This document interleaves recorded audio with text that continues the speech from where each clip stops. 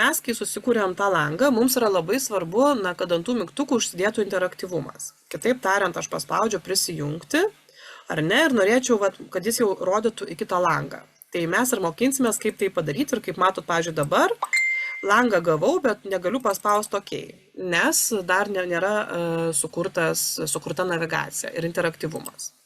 Ar ne? Tai kaip tai padaryti, mes apie tai dabar ir kalbam. Viskas, grįžtam prie pradinio. Taigi, interaktyvumą, mes visą interaktyvumą ir net animacijas darom per ne design fazėj. Design fazėj darysim spalvinimą visų elementų, dizaino stiliaus pritaikymą, bet prototype režime. Štai čia. Ir iš karto atsidarė flow, kaip matot, ir čia yra keletas skirtingų niuansų. Čia tarsi toksai mini tutorialas, mini helpas iš karto įdėtas, kontekstinis, ką mes kalbėjom. Ir jeigu jūs mato tokias rodiklės, ar ne, pasirenkam rodiklytę, jeigu norim ištrinti, tai jeigu jūs mato tokias rodiklės, tai jos ir rodo navigaciją. Tai aš jas dabar ištrinu. Ištrinti galima tiesiog pažymėjus elementą, jeigu matot rodiklę, tiesiog delete arba backspace, ar ne? Ir va, matome, ne? Bet nueina į kitą puslapį. Taip. Taigi, kaip uždėti kaip uždėti interaktyvumą? Matot, čia galima tiek prikurti įvairiausių interaktyvumų tam, kad viskas veiktų. Taigi, paimam, pirmiausia, prisartinsiu, kad jūs geriau matytumėt iš esmės. Labai paprasta. Paimam iš tikrųjų langą ir pasirinkam elementą, nuo kurio mes norim nuvesti tą navigaciją. Ar ne? Taigi, pavyzdžiui, mygtukas prisijungti. Atkreipiu dėmesį, kad čia yra komponentas, todėl jis taip paprastai prisijungia. Jeigu jūs būsit parašę tik tekstą, kaip, pavyzdžiui, taisyklės, mato, čia yra tik tekstas, tai žinokit, kad vartotojas turės tiksliai paspausti, o ant to elemento kad galėtų po to kažką padaryti, naviguoti. O jeigu čia bus dar maža ikonėlė, tai būtinai tada paverskite tai mygtuku, su rėmu tam tikru. Kitaip naudotojai bus sudėtinga. Taigi, prisijungti ir tada ieškom tokio pliusą. Spaudžiam pliusą ir su kairiu pelės klavišu neatleisdami tempiam iki lango, kurį norim su kuriuo sujungti. Prisijungimas tai prisijungti, ar ne? Ir tada mes gaunam tokį iššokantį langą, kur su daug galimybių, labai panašiai kaip PowerPoint, ką toliau daryti. Tai pasirinkimai yra on click, tai paspaudus pelės klavišą, on drag yra iš tikrųjų, kai mes norim scrollinimo imitacija į viršų, į šoną, hovering, kol esat užvedę pelytę, while pressing, kol spaudžiat, gamepad kaip ir aišku. Na ir čia pelytės paspaudus, matot ar ne, mygtukus. Ir after delay šita funkcija ateityje galbūt naudosite, yra naudojama sukurti mini animacijas. Tai reiškia, kad tada kadrai keičiasi arba freimai keičiasi po tam tikro laiko, automatiškai. Na, pavyzdžiui, jeigu aš dabar parodysiu galbūt šitą, kol kas šitą išjungsiu ir parodysiu šią funkciją. Taigi, turiu kadrą, jeigu noriu uždėti ant viso rėmo animaciją ir kad po jo iš karto pereitų prisijungimas po 2 sekundžių. Palaukit.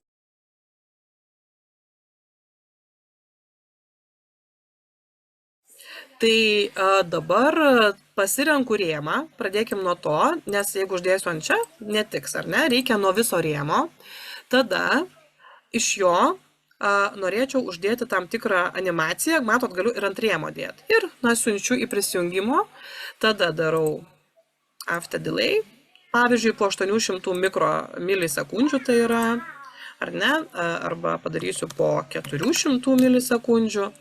Ir į ką turėčiau jungti į prisijungimas, kaip matot, visas sąrašas langų, tačiau kadangi čia yra lengvai matomas, tai aš tiesiog rankiniu būdu nuvedžiau. Ir tada yra tam tikri būdai, kaip ir PowerPoint'e, kaip gali atrodyti, dissolvas ir panašiai. Na ir čia gali būti scrollų pozicijos įvairiausios. Taigi, viskas, išjungiu, na ir pabandykim pažiūrėti, kas atsitiks. Vėlgi pasirenku pradinį langą ir spaudžiu play.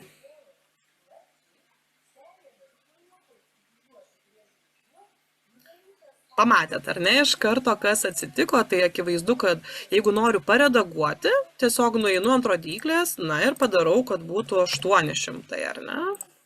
Tai viskas gan paprasta iš tikrųjų.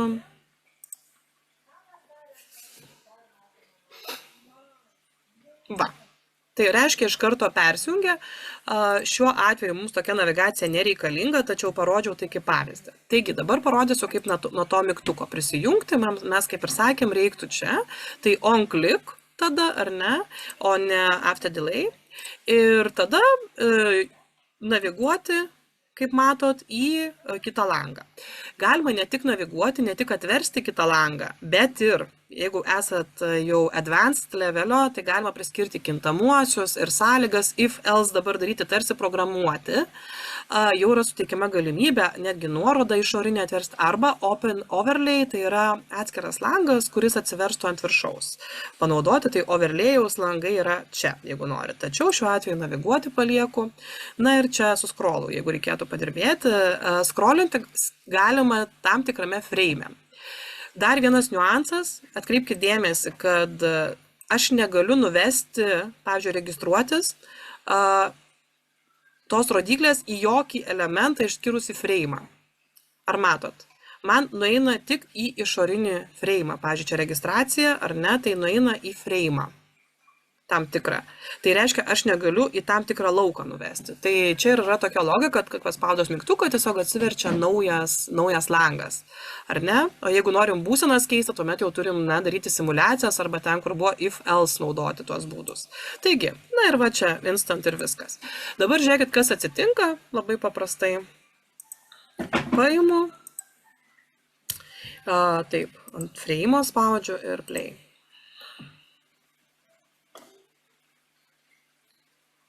Animaciją nuėmiau, automatiškai nepasikeičia. Taigi, spaudžiu prisijungti ir kaip matau, atsivertė man langas, ar ne, o jeigu spaudžiu registruotis, atsivertė kitas langas, į kurį nukreipiau. Tik čia ant rodiklytės jau nėra uždėtas back mygtukas.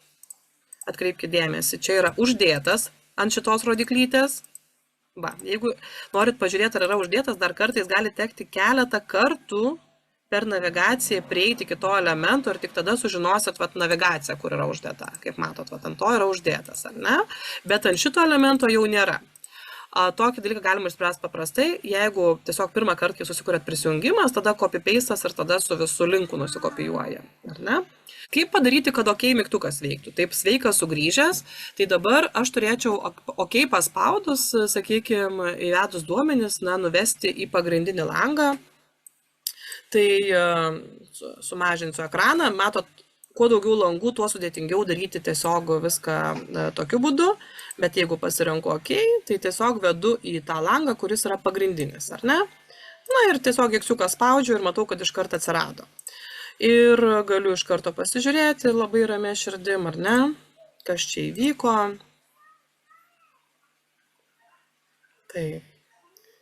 Taip, spaudžiu X-iuką ir matot, atsiverčia. Tačiau, iš esmės, taip neturėtų būti, kadangi mes iš karto turim galvoti ir apie klaidų kontrolę. Kol kuriam vėlinius karkasus, dar galima apie tai negalvoti, tačiau galutiniam dizaine privalo būti pagalvota apie klaidų kontrolę. Ką tai reiškia? Jeigu aš turiu langą prisijungimas, tačiau neįvedžiau, ar ne, pasirenku arba per čia pasirenku, Ctrl+C padarau, tačiau neįvedžiau elektroninio pašto, man neturėtų leisti prisijungti pagal visą simulaciją. Taigi, tam, kad aš tai pasimuliuočiau, ar ne, iš tikrųjų, aš turiu nusikopijuoti langą, tik šitaip nepadarom netyčia, Ctrl+Z, gerai, ir stengiuosi organizuoti taip, kad būtų viskas gana aišku, ar ne, jau dabar šitą atjungiu, kad būtų aiškiau. Taigi, kas gaunasi ir šitą atjungiu. Taip. Čia būtent jau yra ir antras, ir trečias interaktyvumas. Kas gaunasi, jog aš turiu pagalvoti, jeigu čia nieko neįvedė žmogus, aš neturėčiau leisti jam vesti toliau. Ir kaip padaryti tą tarsi įvedimą, kad paspaudus ant šito lauko, man tarsi įveda jau vardą. Tai dabar rodau kaip. Tiesiog labai paprasta. Pirmas yra ne klaidų valdymas, o tiesiog imitavimas įvedimo. Vietoje to, pavyzdžiui, vartotojas, tiesiog parašykite konkretų kažkokį tai atvejį, kuris, sakytų, jums parodytų, kad čia yra Palaukit, taip, @gmail.com, pavyzdžiui, ar ne? Konkretų atvejį, žiūrėkit, ir tada, kai aš paspaudžiu ant to lauko, jeigu norėdama parodyti įvedimą, aš vedu iš tą lauką ir viskas. Ir tada, jeigu aš paspausčiau mygtuką OK, turbūt man dar turėtų neleisti prisijungti, tai rodau, vėlgi kaip tai atrodo. Ir šitą langą reikėtų persivadinti iš karto, kuris, vat būtent šitas yra, galime matyti, kuris langas per navigacijos, kad čia prisijungimas ir čia prisijungimas. Tai čia yra antras, tai čia prisijungimas vardas, ar ne? Enter. Vardas įvestas. Persivadinam. Na ir žiūrim, kas čia mums gaunasi. Panašu, kad aš ne ant to vis tik užvedžiau.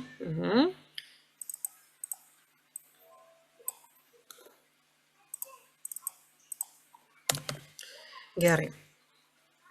Imam, pradėsim nuo pradinio, ar ne, flow. Gerai, žiūrim, kas dabar gavosi.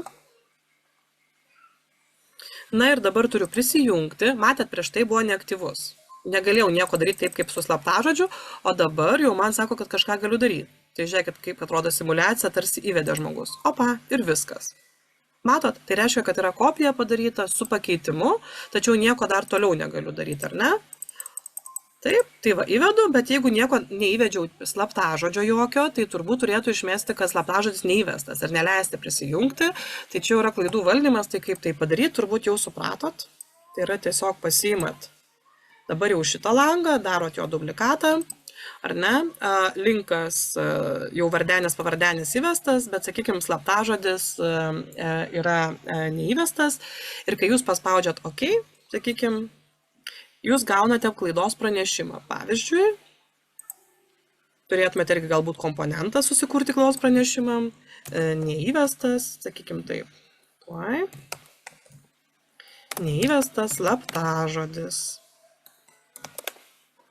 Būtinai susitvarkykit, kad dydžiai atitiktų, grįžtam į dizainą ir, na, bent jau tikrai ne boldas, o kad ir lightas ir šriftas turėtų būti, mes jo nekeičiam, tačiau, na, taip, lygiavimo, krepo principus taikom, ar ne, pasižiūrim, po to ten spalvas uždėsim, na ir čia galėtų būti dar ir šauktukas kažkoks, tai jeigu reikėtų, ar ne, ikonėlė, kuri pasako, kad į šitą lauką atkreipkite dėmesį. Dabar uždėsiu tiesiog apskritimą tam tikslui.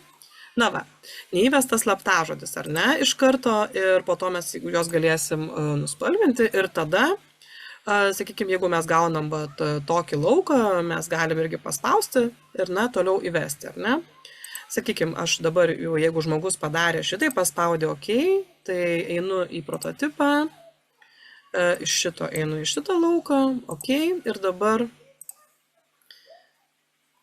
toliau iš štai šio lauko, ar ne, iš štai šio lauko jau dabar einu tarsi, kad, na, po to įsiveda tą slaptažodį, įsivaizduoju, nebekursiu dar langų ir iš šitą. Nagi, pasižiūrim, kas gavosi mums čia su tuo navigacija, pradinis, play. Štai, turim tą patį langą, prisijungti, ar ne, sveikas sugrįžęs, imituojam, kad įvedam vardą, spaudžiam OK, gaunam klaidos pranešimą, ar ne, neįvestas slaptažodis. OK, būtų gerai, jeigu galėtume čia kaip ir kažką imituoti, kad įvedėm, bet OK, na ir štai prisijungiam prie pagrindinio ir tada jau einam, pavyzdžiui, naršyti receptus ar mano receptai. Tai jau priklauso nuo to, ką mes čia jau prijungiam, po to prie naršyti receptus, tiesiog jau reikėtų kiekvieną iš tų langų, mano receptai, pasižiūrėti, kiek esat langų sukūrę ir, na, juos parodyti, ar ne?